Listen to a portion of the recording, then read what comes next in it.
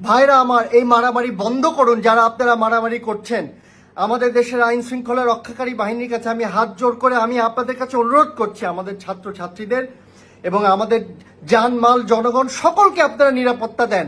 আমরা কেউ এই মারামারি দেখতে চাই। বাংলাদেশের অপর নাম শেখ মুজিবুর রহমান। আসন্ন বিজয় দিবসকে ঘিরে কঠোর আন্দোলনের ঘোষণা দিয়েছে আওয়ামী লীগ। রাজনীতিবিদদের মতে বিজয় দিবসে রাজপথ আওয়ামী লীগের দখলে থাকবে, এমনই পরিকল্পনা গ্রহণ করেছেন দলটির নেতাকর্মীরা। শেখ হাসিনা দেশ ত্যাগের পরে এটি দলের বৃহত্তম আন্দোলনের ডাক। তবে এবার আওয়ামী লীগের ঐক্য ভিত্তি করে তুলতে দলের হাতকে শক্তিশালী করতে উদ্যোগী হয়েছেন ফারাজ করিম চৌধুরী, দিয়েছেন কঠোর বার্তা।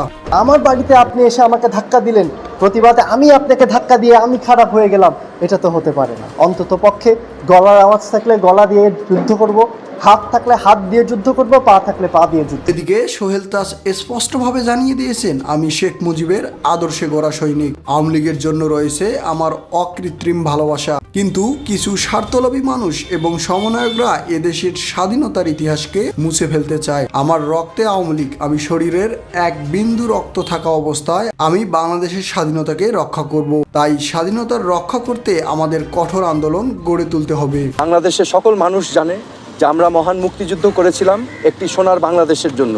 যেই সোনার বাংলাদেশে ন্যায় বিচার থাকবে, যেই সোনার বাংলাদেশে মেধা দিয়েই যাচাই হবে যোগ্যতা। আপনাদের কি মতামত? আওয়ামী লীগ কি পারবে আবারও রাজনীতিতে সক্রিয় হতে? জানিয়ে দিন আপনার মূল্যবান মতামত আমাদের ভিডিওর কমেন্ট বক্সে। ধন্যবাদ।